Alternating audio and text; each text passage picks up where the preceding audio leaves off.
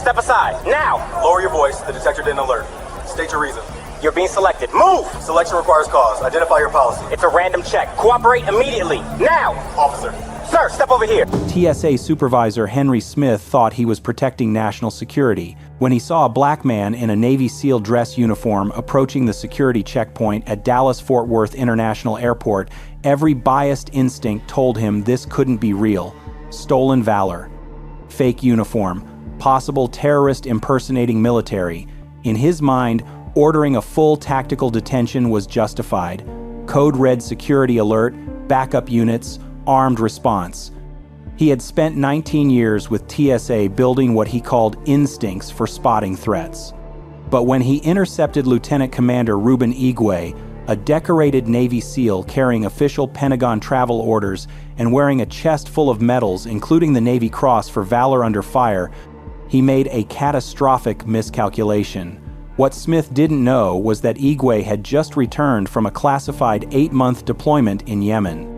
And every second of what followed was captured on 14 different cameras throughout the terminal, 47 civilian phones, and 6 body cameras worn by responding officers. The very surveillance systems meant to protect travelers would become the evidence that sent Smith to federal prison and cost the government $22.7 million. December 22nd, 2 days before Christmas, Dallas-Fort Worth International Airport was chaos. 247,000 passengers moving through terminals, families rushing to make connections, soldiers heading home for the holidays. Terminal D security checkpoint processed 89 travelers per minute during peak hours. Thousands of witnesses surrounded by hundreds of cameras capturing everything in sharp detail. It was the worst possible place to commit a civil rights violation, and the best possible place to document one. Lieutenant Commander Ruben Igwe was born in Chicago's South Side to Nigerian immigrant parents who had sacrificed everything for the American dream. His grandfather, Samuel Igwe, had served in Korea with the segregated army units, earning a Bronze Star while fighting for a country that didn't fully accept him. His father, Emmanuel, had deployed to Desert Storm as a Marine gunnery sergeant. Military service wasn't just a career in the Igwe family. It was a sacred tradition passed down through generations. Ruben had enlisted at 18, determined to push himself beyond any limit. He completed BUD, S training, the brutal 6-month Navy SEAL selection program with a 75% dropout rate, finishing top of his class. For 14 years, he had served in the most elite special operations unit in the world. 3 combat deployments: Afghanistan, Syria, Yemen, missions so classified that even his family didn't know where he was or what he was doing. His Navy Cross, the second highest valor award in the Navy, came from an ambush in Syria where he had carried 2 wounded teammates across 400 meters of open ground under enemy fire, then returned for 4 more, 6 lives saved. His body still carried the shrapnel. Now, after 8 months in Yemen, he was finally coming home. His daughter, Amara, 7 years old, thought he was still deployed. His ex-wife, Denise, had arranged the surprise. He wore his dress blues with every medal he had earned because his Pentagon travel orders required it. He never imagined that uniform would make him a target. Henry Smith had built his 19-year TSA career on what he called instincts. His supervisors called it proactive screening. His colleagues had another name for it. Behind his back, staff at Terminal D called him the profiler.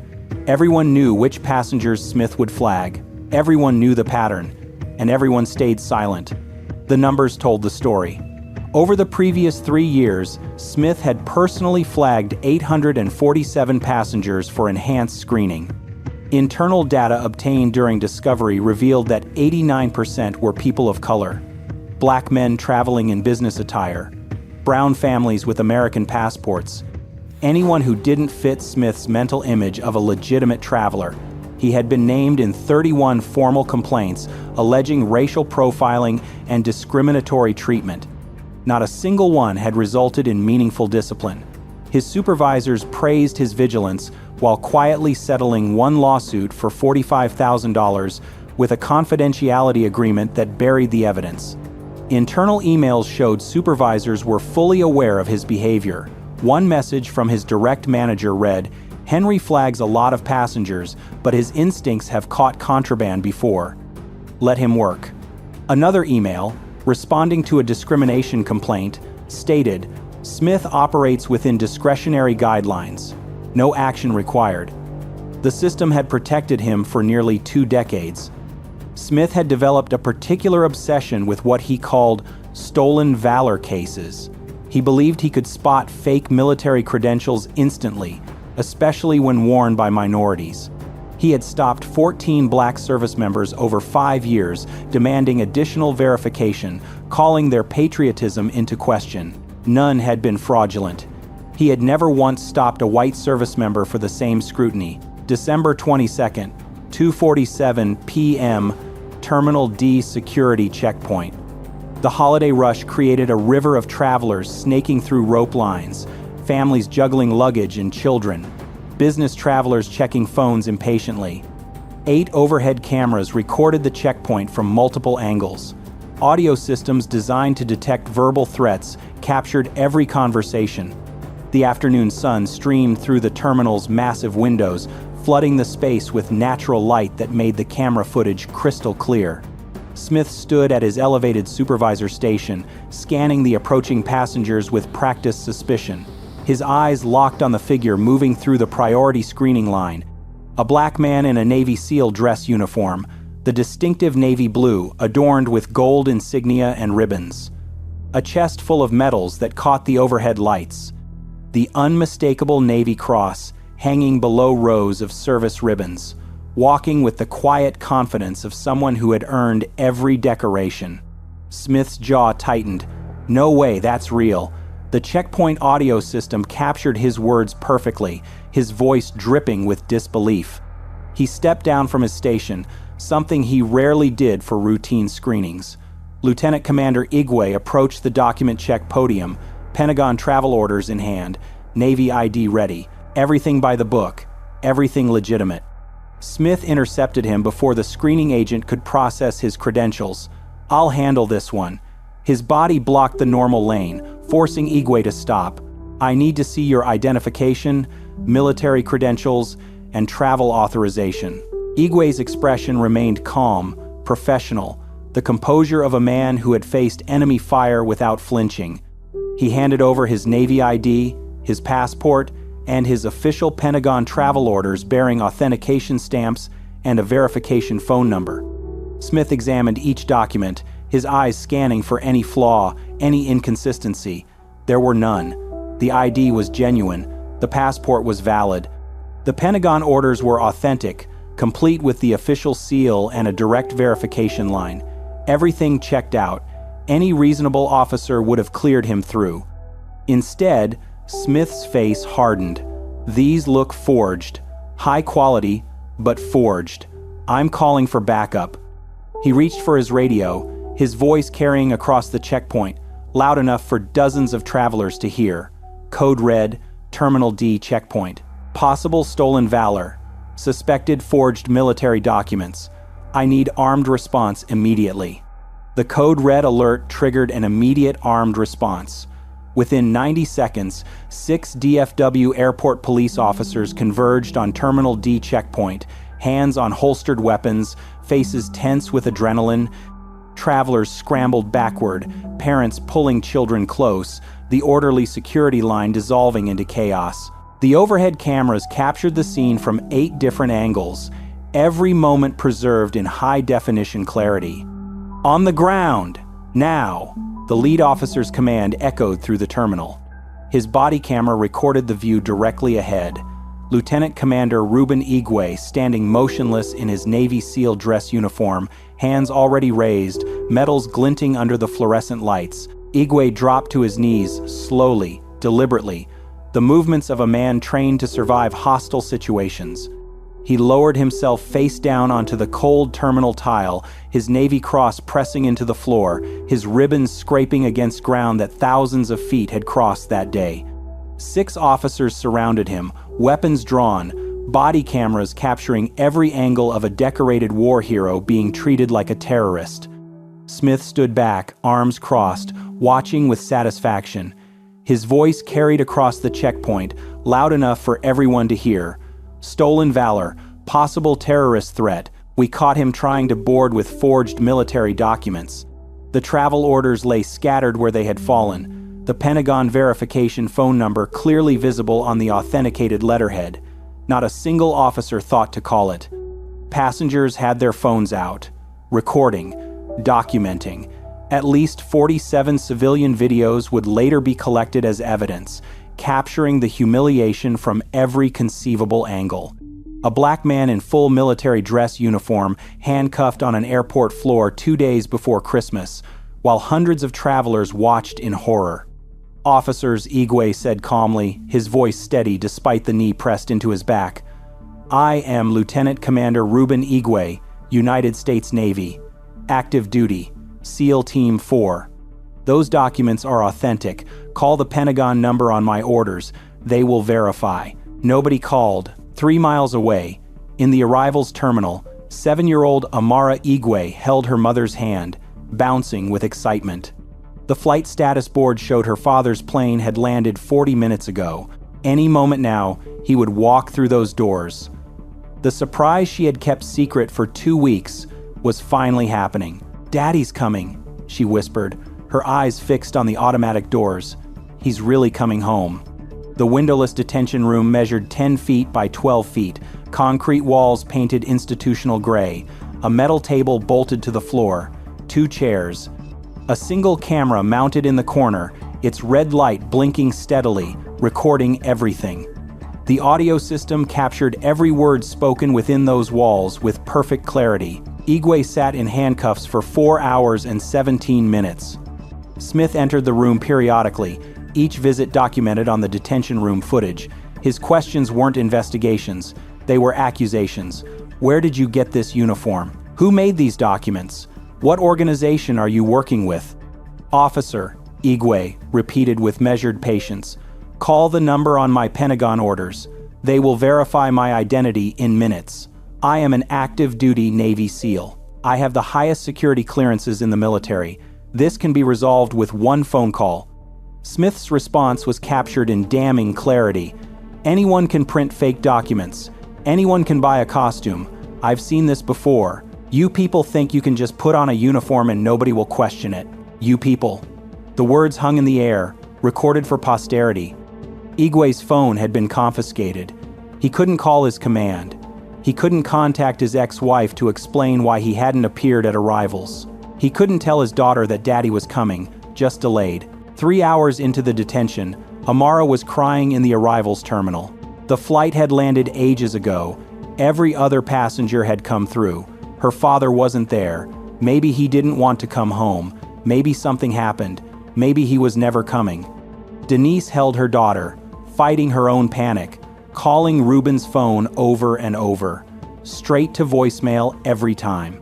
Inside the detention room, Smith finally ran Igwe's credentials through the federal database. The results should have ended everything immediately. The screen populated with classified flags, restricted access warnings, and security clearance indicators that only legitimate military personnel with the highest authorizations would possess. Any competent officer would have recognized this as absolute proof of legitimacy. Instead, Smith panicked. He picked up the phone and called the FBI Joint Terrorism Task Force. "I have a suspected terrorist in custody at DFW," he reported, his voice captured on the detention room audio. Black male with sophisticated forged military documents and what appears to be a fabricated classified identity. He's got the whole system fooled. I need immediate federal intervention. The FBI agent who took the call was a 15-year veteran named Samuel Richardson. His first question was simple. "Did you call the Pentagon verification number on his travel orders?" Silence. "Those documents have authentication stamps and a direct line," Richardson continued. "Did you attempt any standard military credential verification before detaining this individual for 4 hours?" More silence. Richardson called the Pentagon himself. The verification took 11 minutes. Lieutenant Commander Ruben Igwe, Navy SEAL Team 4, active duty, Navy Cross recipient, currently traveling on official orders following an 8-month classified deployment in Yemen. One of the most decorated special operators in the United States military. Richardson's voice went cold. Release him, immediately, and don't let anyone involved in this detention leave that airport. FBI agent Samuel Richardson arrived at DFW Airport within 40 minutes, still wearing the Marine Corps ring he'd earned 22 years earlier. He had served 2 tours in Iraq before joining the Bureau. He understood military service, he understood sacrifice, and he understood exactly what had been done to Lieutenant Commander Igwe. The detention room camera captured Richardson's entrance, his expression shifting from professional neutrality to barely contained fury as he saw a decorated Navy SEAL still sitting in handcuffs, dress uniform wrinkled from hours on a concrete floor, medals askew on his chest. Take those off, now. Richardson's voice left no room for negotiation. The audio recording captured every word. This man is a lieutenant commander in the United States Navy. He has a Navy Cross. He has security clearances higher than anyone in this building, and you've had him in handcuffs for over 4 hours because you couldn't make a phone call? Smith stammered, his confidence evaporating. The documents look suspicious. I was following protocol. Protocol? Richardson stepped closer, his body camera recording Smith's face. Protocol is calling the verification number printed on official Pentagon orders. Protocol is not detaining a war hero because you decided a black man couldn't possibly be a Navy SEAL. The TSA Federal Security Director arrived 15 minutes later, summoned by Richardson's demand. Patricia Holloway had overseen DFW operations for 6 years. She walked into the detention room and stopped cold. The camera captured her expression as she processed the scene. A decorated military officer in dress blues, wrists red from handcuffs, surrounded by the evidence of catastrophic failure. What Richardson told her next made her face go pale. The Pentagon had been calling for 2 hours. Igwe's commanding officer had tried to reach TSA the moment he learned of the detention. Every call had been ignored or redirected. NCIS was aware. The Secretary of the Navy's office was aware. By the time Richardson arrived, this incident had reached the highest levels of military leadership. Igwe stood slowly when the handcuffs were finally removed. His uniform was creased and wrinkled, pressed into concrete for hours. One of his medals, a Bronze Star earned in Afghanistan, had been bent when officers forced him to the ground. He straightened his ribbons with quiet dignity, saying nothing, his silence more damning than any accusation. Richardson personally escorted him to the arrivals terminal. The walk took 7 minutes through busy airport corridors, travelers staring at the Navy SEAL in rumpled dress blues accompanied by an FBI agent. Richardson's body camera recorded every step, every glance, every whispered comment from passers-by. Amara saw him first. She had cried herself into exhaustion, slumped against her mother in a plastic airport chair, convinced her father wasn't coming. Then she looked up. "Daddy!" She ran. Igwe dropped to his knees and caught her, holding his daughter for the first time in 8 months. Denise approached slowly, her eyes moving from his wrinkled uniform to his reddened wrists to his face. Something was wrong. Something had happened. Amara pulled back, her small hands touching his wrists where the handcuff marks were still visible. Her voice was captured on Richardson's body camera, innocent confusion mixed with fear. "Daddy, why are you wearing handcuffs?" Igwe had faced enemy combatants without flinching. He had carried wounded teammates through gunfire. He had endured torture, resistance training. But his daughter's question broke something inside him. The camera recorded his eyes filling with tears, his jaw trembling as he searched for words that wouldn't come. The evidence against Henry Smith wasn't just substantial. It was overwhelming, unprecedented. The kind of documentation that civil rights attorneys dream about and defendants have nightmares over. 14 official cameras had captured the incident. 8 terminal surveillance cameras recorded the checkpoint confrontation, the code red response, the armed officers surrounding a man in military dress uniform. 6 body cameras worn by responding DFW airport police officers documented the detention from ground level, capturing Igwe's face pressed into tile, his medals scraping against the floor, his calm voice repeating that he was active duty Navy. But the official footage was only the beginning. 47 civilian phone videos were collected through social media monitoring and legal subpoenas. Travelers had recorded from every angle, uploading to Twitter, Facebook, and Instagram before they even left the terminal. The videos went viral within hours. By the time Igwe was released, the hashtag number Navy SEAL detained had been viewed 4.7 million times. In total, investigators compiled 23 hours of footage from multiple perspectives, all in high definition, all with clear audio. There was no angle left undocumented, no moment unrecorded, no possible dispute about what had happened. The audio evidence was equally damning. Checkpoint microphones had captured Smith's initial words, "No way, that's real." Radio traffic recordings revealed his code red call, blackmail, fake military uniform, high threat.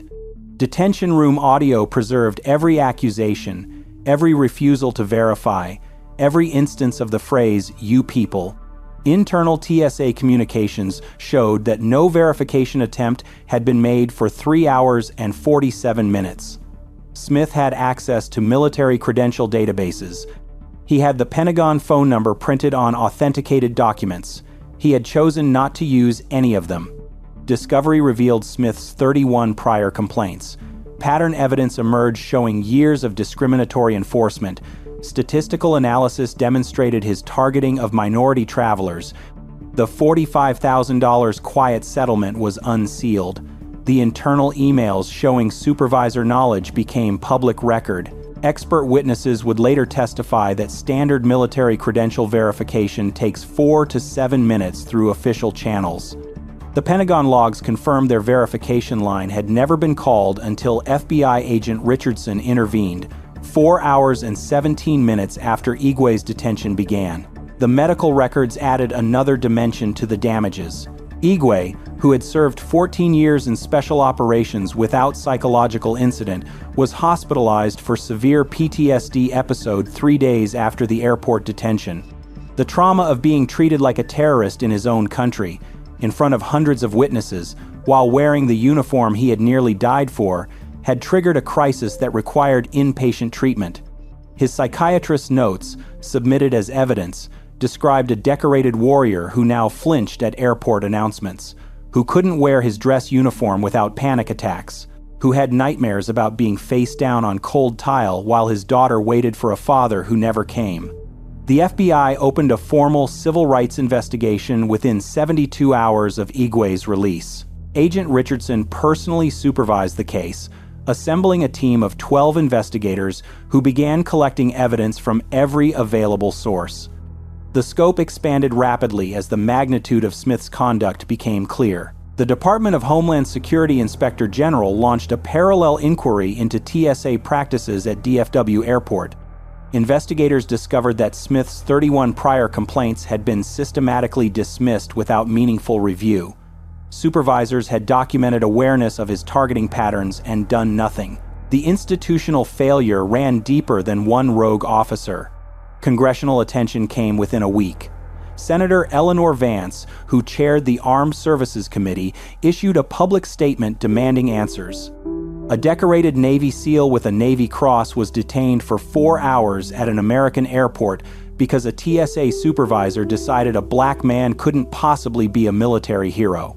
This is not a security protocol, this is racial profiling, and it happened under federal authority. The Navy issued its own formal statement defending Igwe's distinguished service. Lieutenant Commander Igwe represents the highest ideals of the United States Navy. His record is exemplary. His sacrifice for this nation is beyond question. We are deeply disturbed by his treatment and fully support any investigation into this incident. Smith was placed on administrative leave the day after the incident. He was terminated 3 weeks later when the investigation confirmed he had violated every applicable protocol, but termination was only the beginning. A federal grand jury convened 2 months after the incident.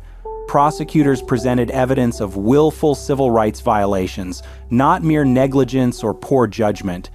The footage, the audio recordings, the pattern evidence from prior complaints, the refusal to make a simple verification call, all pointed to deliberate discrimination. The indictment came down with devastating force. Henry Smith was charged with deprivation of rights under color of law under 18 U.S.C. Section 242, false imprisonment, and conspiracy to violate civil rights. The charges carried a maximum sentence of 10 years in federal prison. 3 other TSA agents were charged as co-conspirators.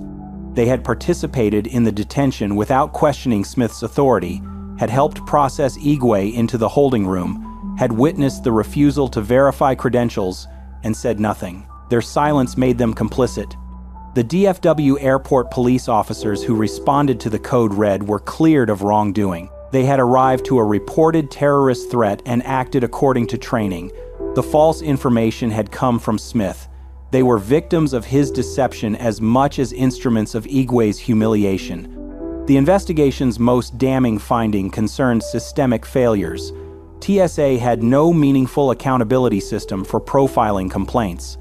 Smith's 31 prior complaints had generated paperwork but no consequences.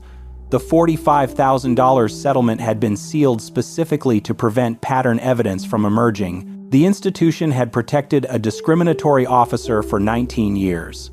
The trial began 14 months after Lieutenant Commander Reuben Igwe was forced face down onto the terminal floor at Dallas-Fort Worth International Airport. The federal courthouse in Dallas was packed every day, media filling the gallery, civil rights advocates and military veterans lining up before dawn to secure seats. The nation was watching. Igwe testified on the trial's second day.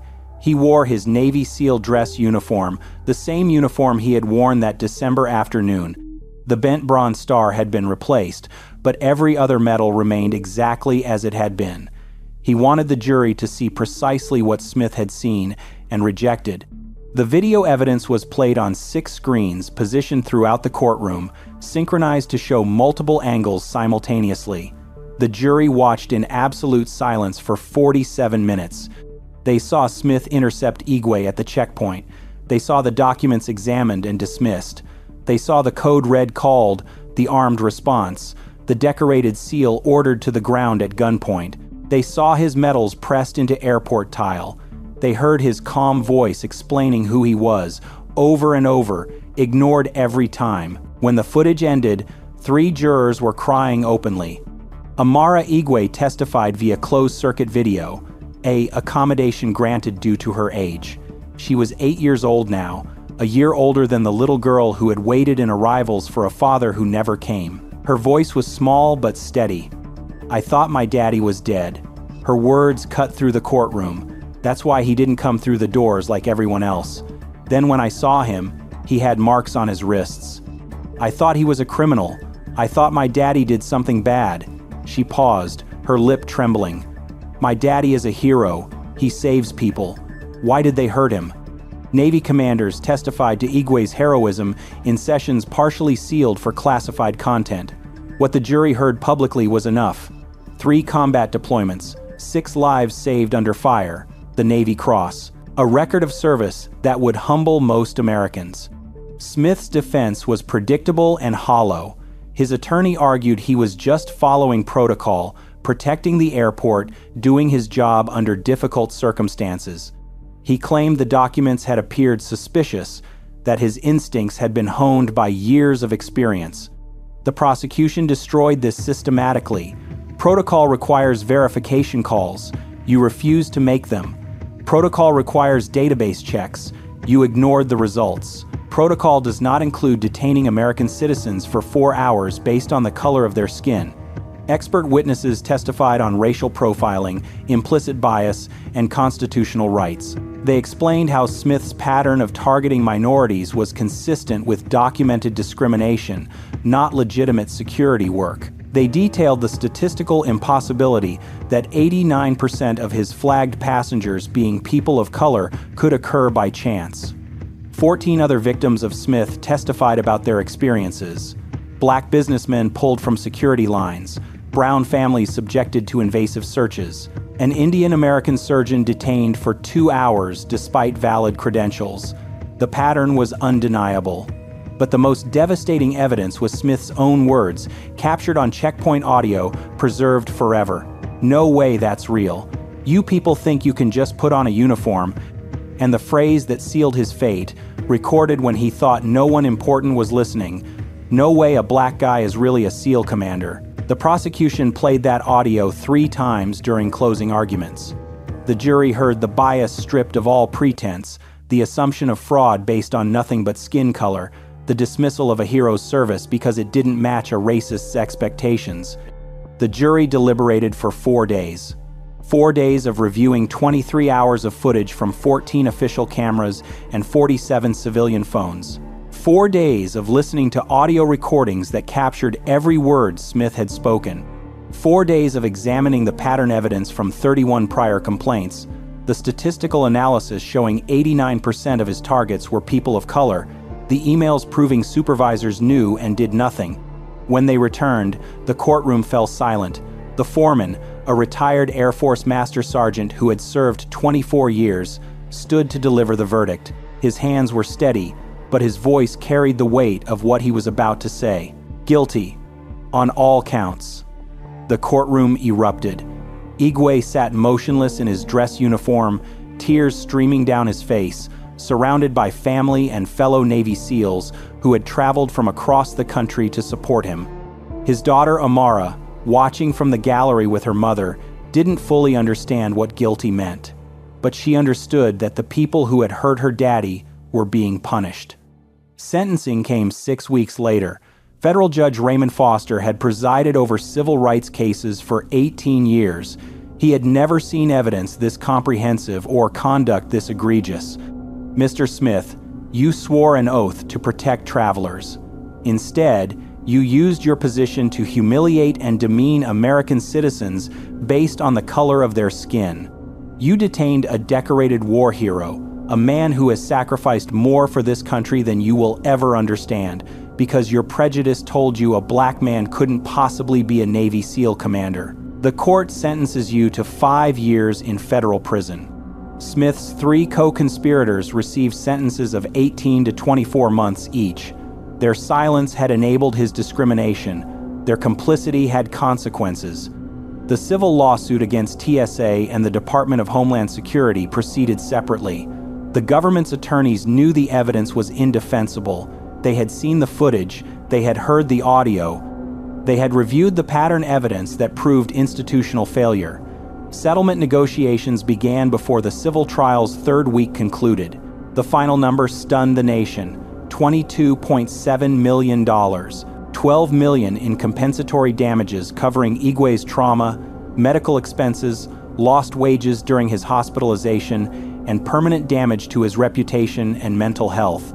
$10.7 million in punitive damages, calculated specifically to force systemic change within TSA. It was the largest TSA-related civil rights settlement in American history.